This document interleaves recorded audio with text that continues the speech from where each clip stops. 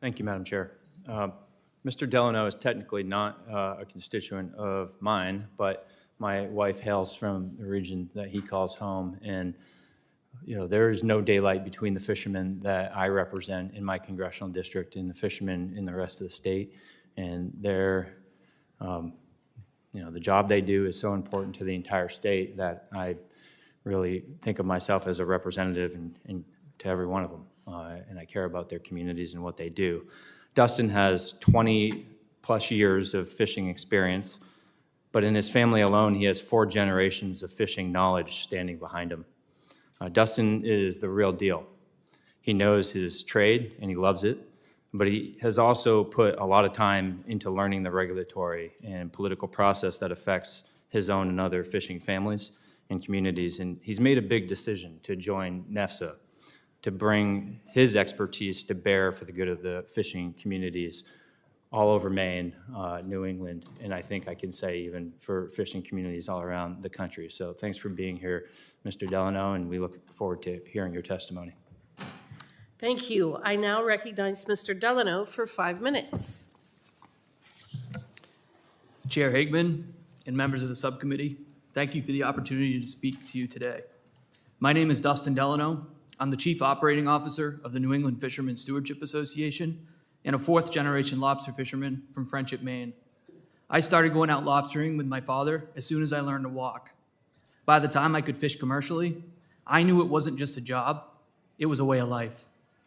I spent over 20 years learning not only the skills of the trade, but the values that define Maine's coastal communities. After a decade participating in the regulatory processes in Maine, I saw how disconnected policy had become from reality.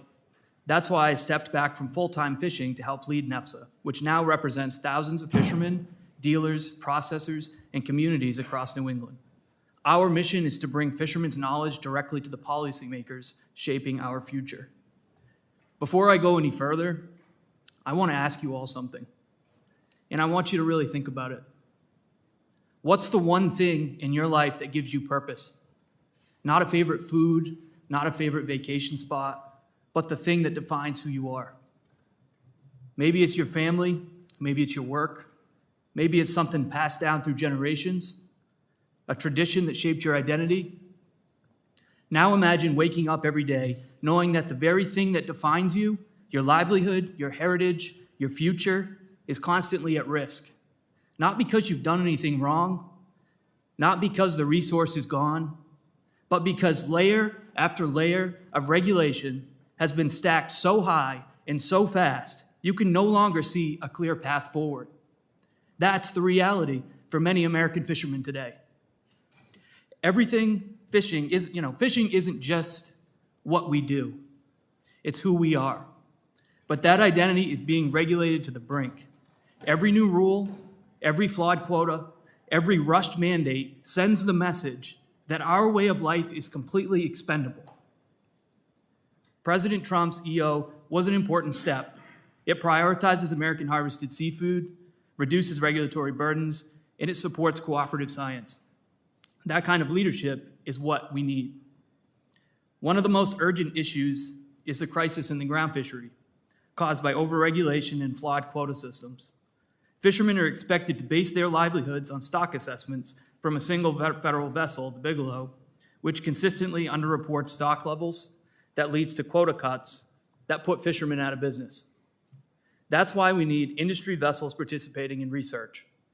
I've worked on the Maine Lobster Ventless Trap Survey myself, a successful collaboration between lobstermen and scientists. It builds trust with fishermen and gives us real-world data. Currently, a pilot program is in the works for industry vessels to do groundfish surveys. The project, if funded, would essentially extend the NEMAP survey into federal waters and adjust sampling based on real-world conditions like tides and moon phases. Another major challenge is the North Atlantic right whale regulations. No one questions the need to protect this species. Fishermen have made enormous sacrifices to help. We've modified our gear, reduced our lines, increased trawl lengths to reduce entanglements.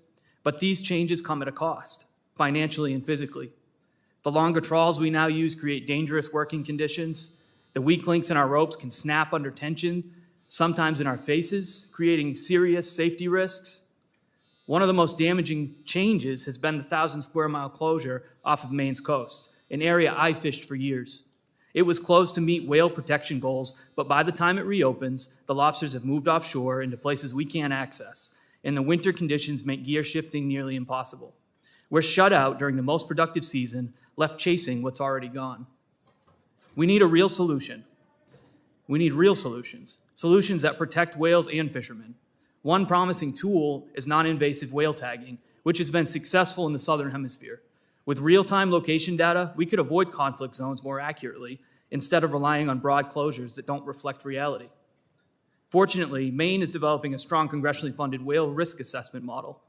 But unless the current regulatory process is extended, these restrictions will return before the science is ready. Lastly, I want to quickly mention the gray zone near Machias Seal Island, a territorial disputed area where U.S. fishermen face strict regulations, while in some cases, Canadian vessels operate freely. It's not just unfair, it's unsustainable. Our fishermen are playing by strict U.S. rules, while Canadian caught seafood enters our markets unchecked. We need to move toward co-management at the very least, but ideally, assert full U.S. sovereignty and resolve this dispute with Canada. We're not asking for a free pass. We're asking for fairness, because when regulation erases your ability to fish, to plan, to provide, you're not just losing your job, you're losing your identity, your future, and your community. And that's a loss this country cannot afford. I'm proud of my heritage, and I want future generations to have the chance to fish these waters, earn a living, and keep our coastal culture alive. All right, Dustin, the moratorium on right whale regulations that Congress passed back in 2022, that was for 6 years. So we got till 2028 there, but the new TRT process begins in 2026.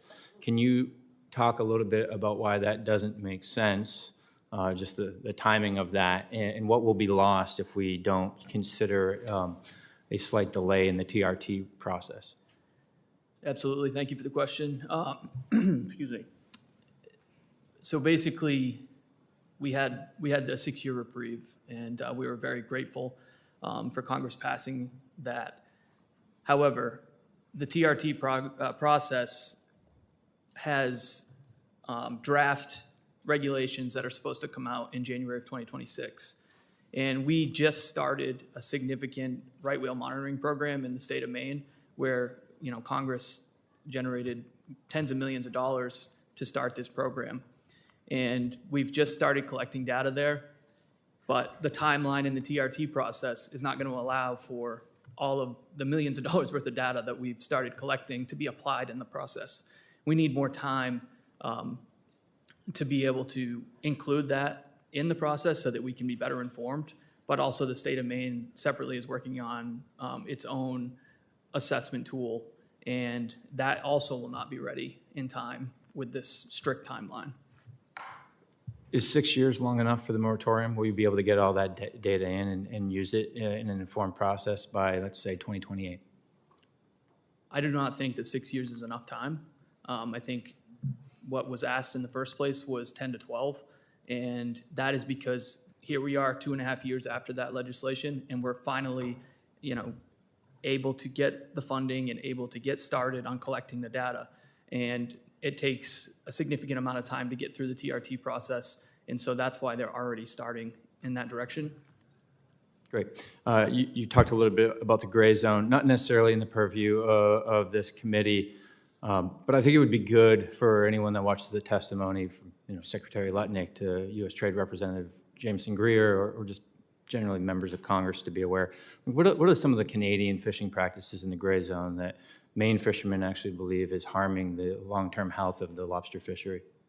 Well, being a lobster fisherman myself and believing in the strong conservation measures that we have put in place mostly ourselves, I think one of the largest issues is the fact that the Canadian vessels do not have a maximum size on lobsters.